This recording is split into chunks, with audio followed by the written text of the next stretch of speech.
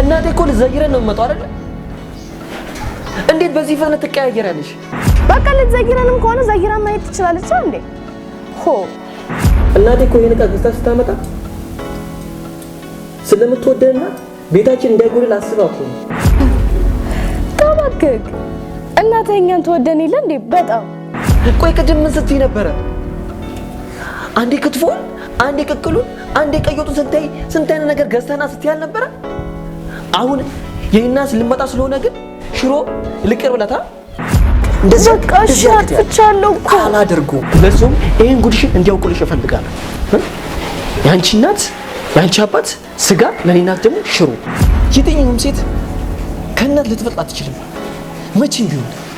ለልጃችን እቺ ልጅ አትገባም ማለታቸው ትክክል ናቸው።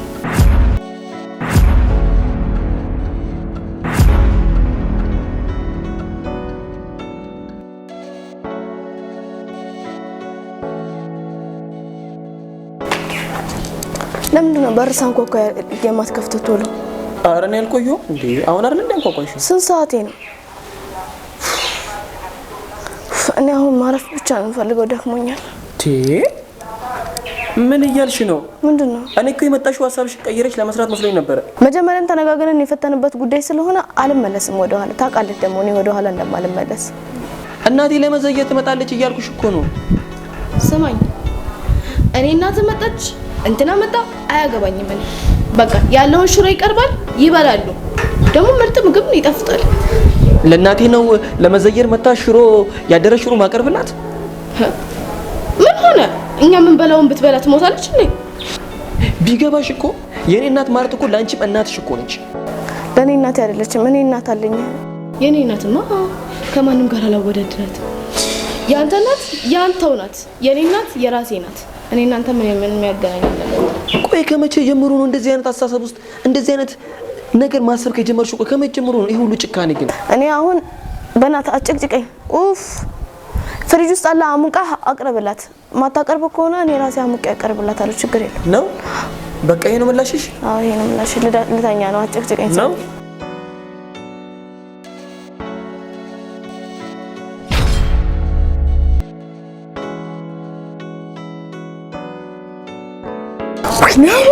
ወይኔ ጉድ ፈላ፣ ወይኔ ጉድ ፈላ። ኧረ አህመድዬ ጉድ ሆንኩልህ እኮ። ወይኔ ጉድ ፈላ፣ ወይኔ ጉድ ፈላ፣ ወይኔ ጉድ ፈላ። ኧረ ቀበረኛ አህመድዬ፣ አባቴ እኮ ቤት ነው ያለው። አዎ መጥቷል። እኔ የጠራኋቸው። እሺ እስከ አፍጥር ይቆያል? አዎ አፍጥር ሊያፈጥሩ ነው ከኛ ጋር የመጡት። ወይኔ ጉዴ፣ ወይኔ ጉዴ፣ ወይኔ ጉዴ። እሺ ምን አባቴ ነው የማቀርበው? ምንድነው የማቀርበው? እሺ ያደረ ሽሮ ብቻ እኮ ነው ያለው። እሺ እሱንስ እንዴት ብዬ ነው የማቀርበው? ምን ይሆናሉ? ያሳፍራል እኮ አሁን። ያሳፍራል? የምርሽን ነው? ቅድም እናቴ ትመጣለች ስልሽ ምንድነው? ችግር የለውም ያደረው ሽሮ አለ፣ እሱን አሙቅና ስጣቸው ስትይ አልነበረ? ወይኔ ተዋረድኩ፣ ወይኔ ተዋረድኩ፣ ወይኔ ተዋረድኩ። እሺ ምን አባቴ ነው የሚሻለኝ? ኧረ አህመድዬ እባክህ ቅድም ያልከውን የስጋ በር እንኳን ወይ ስጠኝ ወይ ሄደህ ግዛልኝና ና። የስጋ በር ምን ማለት ነው? ምን ማለት ነው? ቆይ አንቺ ስታስቢው የኔ እናት ለስጋ አልታደለችም? ያንቺ አባት ሲሆን ስጋ ምናምን የሚያምር? ኧረ አህመድዬ ለዛሬ ቀበረኝ። ኧረ አህመድዬ ለዛሬ ቀበረኝ፣ ለዛሬ ብቻ። ኧረ አህመድዬ እባክህን ቀበረኝ። ምን ልክበርሽ እንዴ? እሺ ምንድነው የማቀርበው? ቢያንስ የቅድሙን ስጋ ያልከውንና ኩኪሱን ገዝተህልኝ ይዘህልኝ ና እባክህ። ምን አልሽ? የቅድሙን ስጋና ኩኪስ? አዎ የምርሽ ነው? ቆይ አንቺ ትንሽ ህሊናሽን አውቅስሽ? እስኪ ንገሪኝ፣ ህሊናሽን አውቅስሽም ወይ? ቅድም ያ ሁሉ ነገር ስትናገሪ ቆይተሽ፣ ቅድም ያ ሁሉ ነገር ስለ እናቴ ስንት ነገር ስታወሪ ቆይተሽ፣ አሁን ግን አባትሽ እንደሆነ ስታውቂ ስጋ ገዝተና ስትይ ትንሽ ህሊናሽን ትንሽ አውቅስሽም? አህመድ እባክህ ቀበረኝ ለዛሬ እንኳን። ቢገባሽ ትሰሚያለሽ? ቢገባሽ አንቺን ለማስደሰት ነበር አባትሽ ሳያውቁ። ቢገባሽ አንቺን ለማስደሰት ነበር አንቺ ሳታውቂ አባትሽን እዚህ አምጥቼ አንቺን ለማስደሰት ያሰብኩት። ግን አንቺ እና መጀመሪያ አባትሽ ነው የሚመጣው ለምን አትለኝም? ለምን እልሻለሁ? እኔና አንቺ እኮ ስንጋባ በትዳር ብቻ ነው የሚተሳሰር ነው። ቤተሰቦቻችንም አብረው ተሳስረዋል። ያንቺ ቤተሰብ የኔ ቤተሰብ ደግሞ ያንቺ ቤተሰብ ጭምር እንደሆነ ነበር እኔ ማስበው።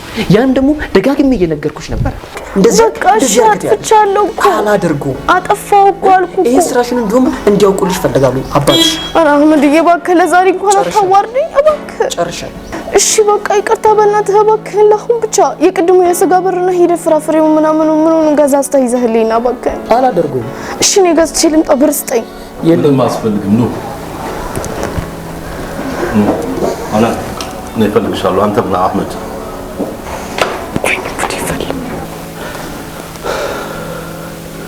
እንደዚህ አይነት ጉዴን ተሸክሜ ነው ለካ ምኖረው። የራሷን ቤተሰብ ወዳ የሱን ቤተሰብ በዚህ ልክ ያነወረች አብሯት እንዲቀጥል መፈለግ ምን የሚሉት ነገር ነው? ሐናን ነይ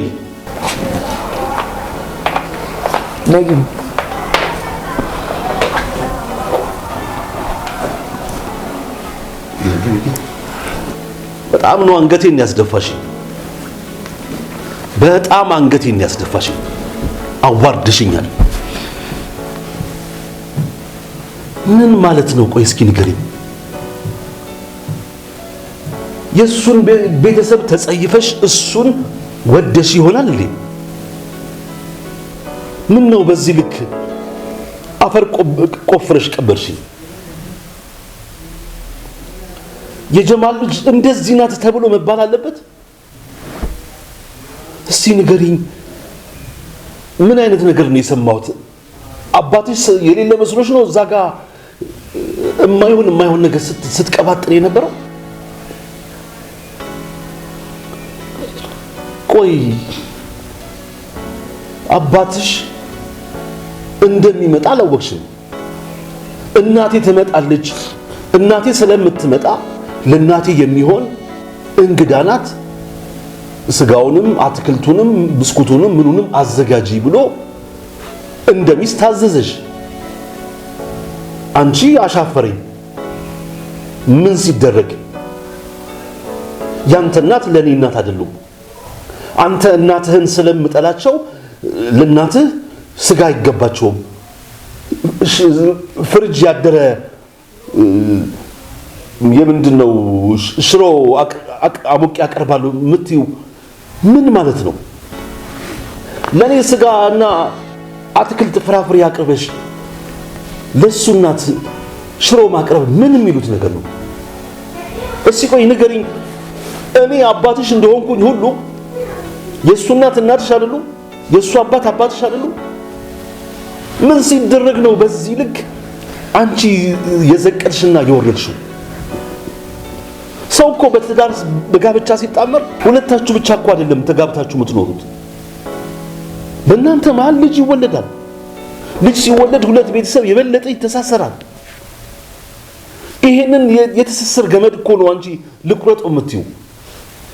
ሰው መቼም እናንተ አብራችሁ ተጋብታችሁ እንደምትኖሩ ሁሉ ደስታ አለ፣ ሐዘን አለ። በደስታና በሐዘን ትገናኛላችሁ። ያኔ ፊትሽን አጨፍግገሽ እናቱን ስለምጠላ ብለሽ ፊትሽን አጨፍግገሽ ፊትሽን ክስክስ አድርገሽ እየገላመጥሽ ልታያቸው ነው? ምን ስላደረጉ ነው በዚህ ልክ ልብሽ በጥላቻ የታወረው? ስላላዳመጥከኝ እኮ ነው። ብታዳመጠኝ እኮ ጥሩ ነው እኮ። ምንድነው ምክንያትሽ? ንገሪኝ።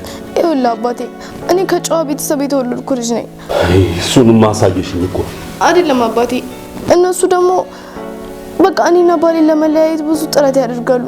እኔ የዛኔ ሶሻል ሚዲያ ላይ የመለቃቸው ነገሮች በዘፈንና በነሽዳ ድብልቅ ስለነበረ እቺ ልጅ ለ10 ወንድ የምትገለፍጥ ናትና አትሆንም፣ እሷ ለትዳር የምትሆን ሰው አይደለችም ብለው እሱን ከሌላ ሴት ጋር ሊድሩት ብዙ ጊዜ ሞክረዋል። ሶሻል ሚዲያ ላይ ቲክቶክ ላይ ፌስቡክ ላይ ዩቲዩብ ላይ እየዘፈንሽ የምትለቂያቸውን ቪዲዮዎች አይተው ለልጃችን እቺ ልጅ አትገባም ማለታቸው ትክክል ናቸው። በእነሱ መስፈርት ትክክል ናቸው። ውስጤን ገብተው ከታዩት ለምን ይፈርዱብኛል? እሱንም ካልሽ እናቴ ከዚህ በኋላ ይሄ የተባለውን ሶሻል ሚዲያ በሙሉ እርግፍ አድርጌ እተዋለሁ። እባኮትን ይሄንን ትዳር እፈልገዋለሁ ብለሽ እናትየውን ማግባባት የሚኖርብሽ አንቺ ብያለሁ። ስንቴ ለማግባባት ሞከርኩኝ። እነሱ ግን እሱን ከኔ ለመነጠል ብዙ ጥረት የሚያደርጉት። እኔ እሺ ምንድነው የማደርገው? ለምን አትረዳኝም አባቴ? እሱን እኮ ለሌላ ሴት ሊድሩት ነበር። እኔ ስለማይፈልጉኝ፣ እኔ ስለማይወዱኝ እነሱ ማለት ነው። ማንም ሰው ለልጁ ጥሩ ሰው ነው የሚፈልገው። እሺ እኔ ጥሩ አይደለሁም? ክፉ ሆኜ ነው? በሳቸው እይታ ጥሩ አይደለሽም። ይሄንን ደግሞ አስተካክላለሁ፣ ካሁን በፊት የነበረኝን ታሪኬን ቀይራለሁ ብሎ ይቅርታ ጠይቆ ወደ ህይወት መግባት ሌላ ነገር። ህይወት ውስጥ ከገባሽና እሱ አንቺን መርጦ አብሮ ህይወትን መኖር ከጀመረ በኋላ ግን እናትየውን በጥላቻ አይን መመልከት ምን የሚሉት ነገር ነው? እሱም እናቱን ሳትወጂለት እናቱን ሳትፈልጊለት ካንቺ ጋር የመኖር ምንም ፍላጎት የለውም። ይሄን እንድታቂ ወላ አህመድ ልጅ ናት አጥፍታለች ብለህ አንተም ነገሮችን በይቅርታ ለማለፍ እናትህን ለማስረዳት ይሄን ነገር እናስተካክላለን ብለህ እንዳባወራናት ይሄን ነገር ለማስተካከል ብትሞክር ደስ ይላል። መቼም ልጅ ናት፣ እንደ ልጅ አጥፍታለች። የልጅ ልብ ነው ቂም የሚይዘው። አንተ ደግሞ ይሄንን ነገሯን እንደው ለማስተካከል ለመቻል ሞክር። አቃሉ ይከብዳል። እናትህን ጠልታ ካንተ ጋር በትዳር ህይወት ውስጥ ትኖራለች ማለት በጣም የሚከብድ ነገር ነው። እስከዛሬም ታግሰሃት መቆየት በራሱ ያንተን ትልቅነት ነው የሚያሳየው። አላህም እኮ ኒካህን በሴቶች እጅ አለማድረጉ ይሄ ትልቅ ጥበብ አለው። ምክንያቱም የዚህን ያህል እናትህን ጠልታ ካንተ ጋር ለመኖር ያላትን ፍላጎት መቼም መገመት አትተኝም። ስለዚህ ይቺ ሴት ነገ ከነገ ወዲያ ትለወጣለች። እኔ ጋር ያለው ፍቅር አይጥፋ እንጂ ነገ ከነገ ወዲያ ትለወጣለች፣ ታስተካክላለች። በፍቅሬ አሸንፊያት እናቴንም እንድትወድ አደርጋለሁ ብለህ ችላት ታግሳት ነው እንጂ ከዛሬም ይሄ ትዳር እናትህን ጠልታ እናትህን ተጸይፋ በዚህ ልክ ይሄ ትዳር ይቆያል ብዬ ማለት መገመት ይከብደኛል። ጋሺ እኔ በጣም ነው የምወዳት። እሷን ለማስደሰት ብዬ ነው እሷ ሳታውቅ ለሷ ሳትነግሯት ነው ብዬ በድብቅ ነገርኳችሁ። ቅድም በስልክ ስታወሩ እየሰማኋችሁ ነበር። በቃ እንግዳ ይመጣል ሰርፕራይዝ አለ ብዬ ነገርኳት። ከዛን ካልነገርከኝ ብላ ስታስጨንቀኝ እናቴ እንደሆነች ስነግራት ያ የነበረው ደስታዋ ያ የነበረው ፈገግታዋ እንዳለ ድብልቅልቅ ብሎ ትላንት የተረፈ ሽሮ ወጣልና እሱን አሙቀህ ስጣት አለች። ጋሺ የምሬን ነው ማለት እስካሁን ድረስ ተጋብተን እስካሁን አብረን ባለንበት ድረስ ለእናቴ የምትሰጣት ክብር እርሶኔን ለምሰጠው ክብር እንኳን ቅንጣት ያክል ሩቡን እንኳን አልሰጣት እና እንዴት ብዬ ነው ከእንደዚህ አይነት ሰው ጋር በፍቅር አብሬ በትዳር ተሳስሬ አብሬ የምቆየው? አይና ሰው እኮ ስንጋባ ወጣችን ብቻ አይደለም አይደል የተሳሰርነው። ቤተሰቦቿ ቤተሰቤ የኔን ቤተሰብ ደግሞ የሷ ቤተሰብ ጭምር እንደሆነ ነው አይደል እንዴ የማስበው። ይሄን ደግሞ ደጋግሜ ነግሬያታለሁ። የዚህን ያክል እናቴ ለምን እንደምጠላት እንኳን ምንም ሊገባኝ አልቻለም። ቅድም እንኳን እርሶ ከመምጣታችሁ በፊት እንኳን ስለመጣሽ እንኳን መጣሽ ብዬ አዘገጀት ይስላም እንኳን ምን አይነት ስሜት እንዳሳየችኝ አይታችኋል አይደል? አይመለከተኝም፣ አያገባኝም። ከፈለክ ያደረሽው ባለ እንጀራ አንጥፍላችሁና ስጣቸው ምናምን ስንት ነገር ስትናገር ነበር። አህመድ በእርግጥም እናትህም እች ልጅ እንደ ልጅ ነይ አጥፍተሻል፣ እኔ የማልወደው ነገር ነው ሶሻል ሚዲያ ላይ እንደፈለግሽ በዘፈን እየጨፈርሽ ሶሻል ሚዲያ ላይ መታየት ትክክል አይደለም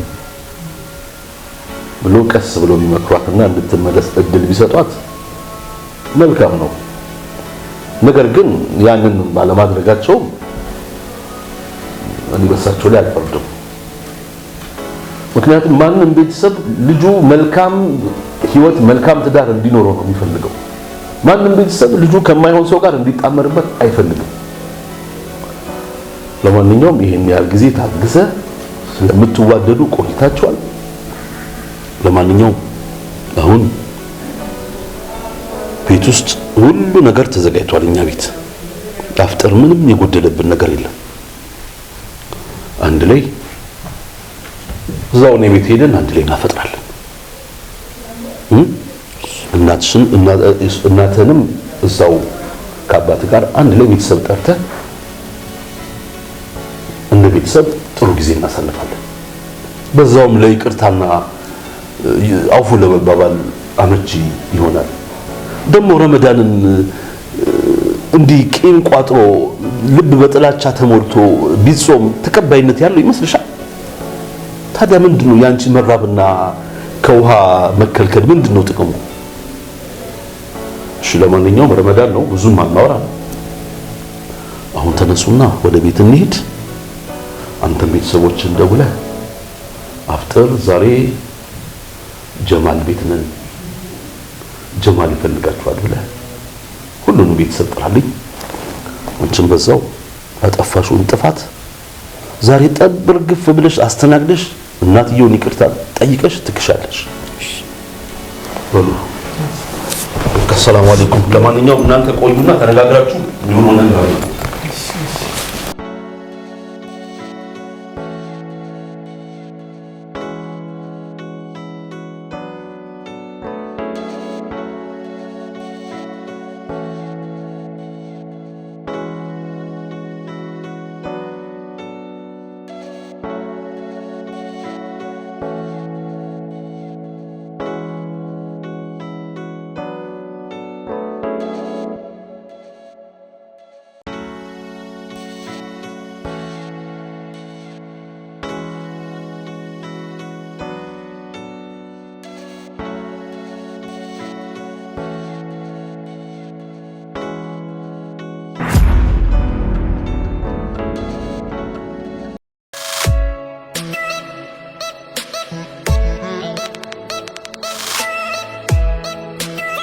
አቤል ግራፊክስ የተለያዩ ላይን ሳቢ እጅግ በጣም ጥራት ያላቸውን የግራፊክስ ስራዎችን በመስራት በሰፊው ለህዝብ ተደራሽ ሲሆን የተለያዩ ሎጎዎችን፣ የተለያዩ ቢዝነስ ካርዶችን፣ ስቲከሮችን፣ የሰርግና የምርቃት ካርዶችን ዲዛይን ከማድረግ በተጨማሪ ዩቲዩብን ጨምሮ የተለያዩ ሶሻል ሚዲያ ተምኔሎችን በጥራት እንሰራለን ይሉታል አቤል ግራፊክስ።